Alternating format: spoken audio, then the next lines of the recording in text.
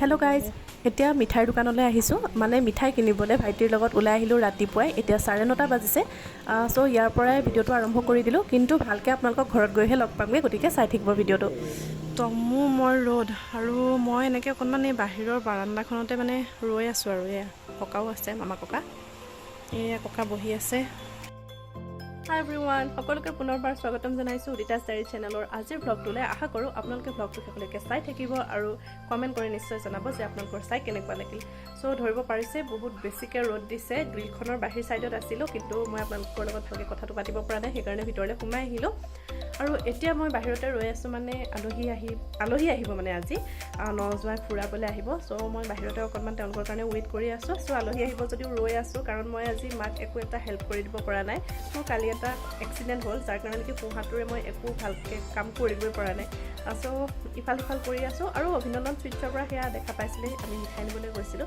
মানে ভাইটিক পঠাইছিলে, দেউতাই ভাইটিক মিঠাই আনিবলৈ পঠাইছিলে, কিন্তু ময়ো অকণমান এনেই তাৰ লগতে ওলাই যাওঁ বুলি ওলাই গ'লোঁ। চ' তাৰ পৰাই মই ভ্লগটো আৰম্ভ কৰি দিছিলোঁ। আৰু এতিয়া এনেকৈ দেখাই থাকিম আপোনালোকক দিনটো কেনেকৈ পাৰ কৰোঁ, কি কথা, আৰু কোন আলহী আহিব, কোনে নজোৱাই ফুৰাবলৈ আনিব, সেইখিনি আপোনালোকে গম পাবই। দেখা পালে মানে আমাৰ কথা বতৰাখিনি ধৰিব পাৰিবই আমি কোন আছিলোঁ, কি কথা। চ' চাই থাকিব তেনেহ'লে ভ্লগটো, আৰু প্লিজ কমেণ্ট কৰি জনাব যে আজি ভ্লগটো চাই আপোনালোকে কেনেকুৱা পালে। লগতে এটা ৰিকুৱেষ্ট কৰি থওঁ, যদিহে আপুনি মোৰ চেনেললৈ প্ৰথমবাৰ আহিছে, চেনেলটো ছাবস্ক্ৰাইব কৰা নাই যদি প্লিজ প্লিজ প্লিজ চেনেলটো ছাবস্ক্ৰাইব কৰি থ'ব, আৰু কাষতে থকা বেল আইকনটো প্ৰেছ কৰি অল কৰি দিব। তেতিয়া মোৰ আহিব লগা নতুন ভিডিঅ' ন'টিফিকেশ্যনছ হ'ব আপোনালোকে সোনকালে পাই থাকিব। চ' ভিউৱাৰ্ছ সকলক তেনেহ'লে আজি ভ্লগটো এতিয়া আমি আৰম্ভ কৰি দিওঁ। এয়া ফ্ৰাই কৰি আছে মাছ, লগতে কচুথোৰ কাটি থৈছে মাছৰ মাথাৰ লগত বনাবলৈ। আৰু আলহীও আহি পালেহি, ড্ৰেছ পোছাক চেঞ্জ কৰি একেবাৰে আজৰি। আৰু ইফালে ভাত পানীও ৰেডি হৈ গৈছে, গতিকে ভাত খাই লওঁ আৰু তেওঁলোকক পুনৰ লগ পাম। মাহীয়েকৰ বিহু উলিয়াই দিছে, মাহীয়েকৰ শুই দিলেহি আহি। আমি আগতে হোষ্টেলত এনেকৈ শুই থাকোঁ ন ববিতা, ফ্ল'ৰত। এবাৰ খাওঁগে আমি, বাপৰে। এবাৰ মনিছা নহয়, নেফি। নেফিত কিছু খালোগে আকৌ।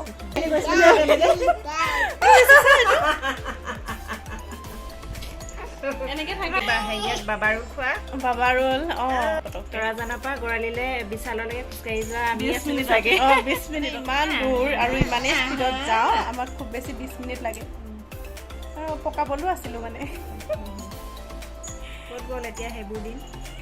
ভাল লাগে এতিয়া ভাবিলে ন, মানে একদম ঘূৰাই পাবলৈ মন যায় সঁচাকৈ দেই। মনত পৰিলে বেয়া লাগে, মনত পৰিলে বহুত বেয়া লাগে।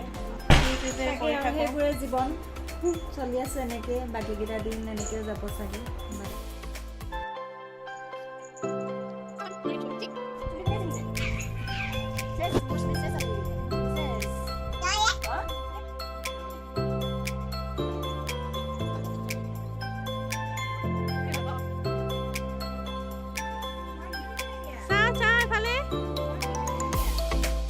আজি হ'ল নেক্সট ডে, আৰু এতিয়া মই ক'ত আছোঁ ধৰিব পাৰিছেনে বাৰু? এয়া পিতাম্বৰদেৱ গোস্বামী চিকিৎসালয়ত আছোঁ, গড়মূৰ, মাজুলী গড়মূৰত আছে এইখন।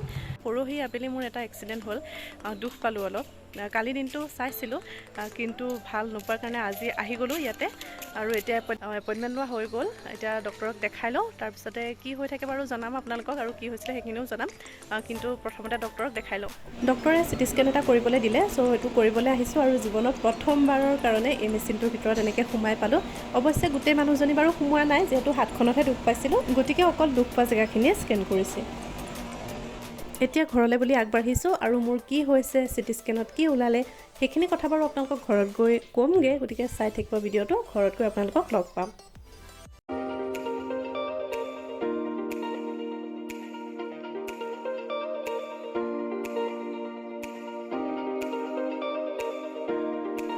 এতিয়া ঘৰ পালোহি, আৰু ডক্টৰক দেখুওৱা হৈ গ'ল।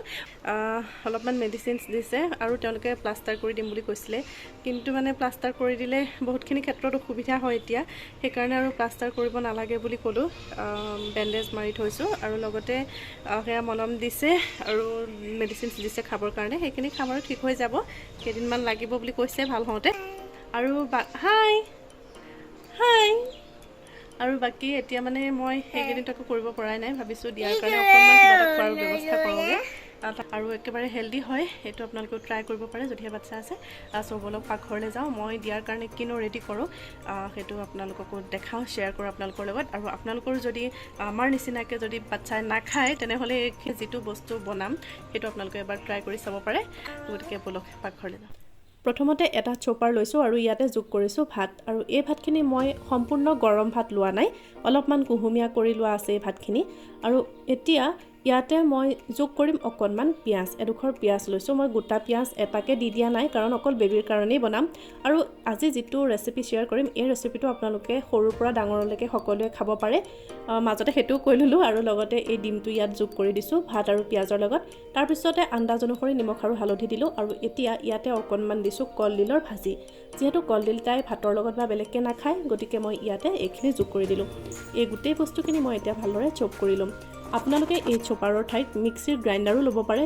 যদিহে আপোনালোকে বস্তুখিনি বেছিকৈ মিহি কৰিবলৈ বিচাৰে মই একেবাৰে মিহি কৰিবলৈ বিচৰা নাই অকণমান খহটা হৈ থাকিলেও কথা নাই সেইকাৰণে এনেকৈ চপাৰটোত চপ কৰি ল'লোঁ আৰু এয়া মোৰ ৰেডি হৈ গ'ল এতিয়া এখন কেৰাহীত অকণমান মিঠাতেল দিলোঁ আৰু তাৰ লগতে যোগ কৰিছোঁ অকণমান বাটাৰৰ ঠাইত আপোনালোকে গৰু ঘিউ ব্যৱহাৰ কৰিব পাৰে বাটাৰখিনি গলি যোৱাৰ পিছত মই মিশ্ৰণটো অলপমান ঢালি দিলোঁ ইয়াতে অলপমান মানে মই এহেতামান ঢালিছোঁ আপোনালোকে গোটেইখিনি মিশ্ৰণ একেলগে ঢালিও দিব পাৰে তেতিয়া এটা ডাঙৰ পিঠাৰ দৰে আপোনালোকে বনাব পাৰে কিন্তু মই ছেপাৰেটকৈ বনাম সেইকাৰণে প্ৰথমতে অলপমান ঢালিছোঁ আৰু এতিয়া এপাত চামুচেৰে গোটেই মিশ্ৰণখিনি ভালদৰে মিলাই দিছোঁ আৰু এতিয়া গেছটো চিমত দি 3-4 মিনিটৰ কাৰণে ঢাকোনখন লগাই দিছোঁ 4 মিনিটমানৰ পিছত ঢাকোনখন উদঙাইছোঁ আৰু যিটো লুটি কেৰাহীৰ ফালে আছিল সেই লুটিটো প্ৰায় হৈ গৈছে গতিকে মই এতিয়া ইলুটি কৰি দিলোঁ আকৌ পিঠাটো অকণমান তেল আৰু বাটাৰৰ লগত ভালকৈ মিলাই দিছোঁ আৰু পুনৰ মই ঢাকোনখন লগাই দিছোঁ সেইটো পিঠো 4 মিনিটমান থকাৰ পিছত এয়া মোৰ প্ৰথমটো পিঠা হৈ গ'ল